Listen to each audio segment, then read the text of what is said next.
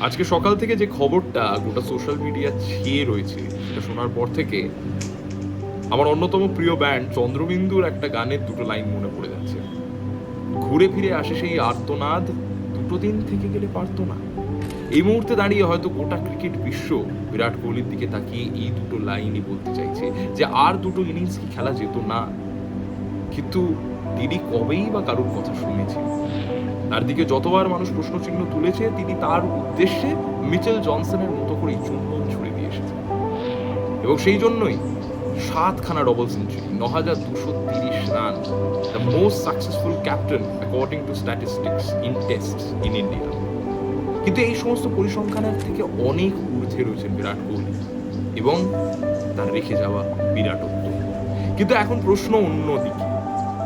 Virat Kohli, Rohit Sharma test cricket খেলছেন না, T20 খেলছেন না, অর্থাৎ পড়ে রইল একটাই ফরম্যাট এবং সেটা হচ্ছে ওডিআই। 2027 ODI world cup.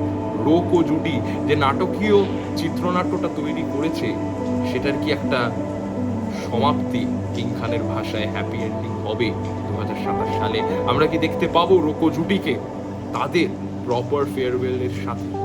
সেটা সময় বলবে। কিন্তু রোহিত শর্মা, বিরাট কোহলি, রবিচন্দ্রন অশ্বিন তারা একটা জিনিস বুঝিয়ে দিয়েছেন যে তারা সেই সমস্ত প্লেয়ার নন যারা পরিসংখ্যানের জন্য খেলেন।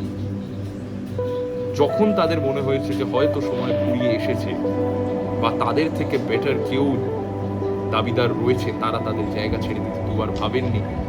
এবং সেটা থেকেই বোঝা যায় যে কাকে বলে স্পোর্টসম্যান স্পিরিট। আজকে তাই জন্য শুধুমাত্র for the modern master, you one and only Virat Kohli এবং তার বিরাটত্বকে স্যালুট।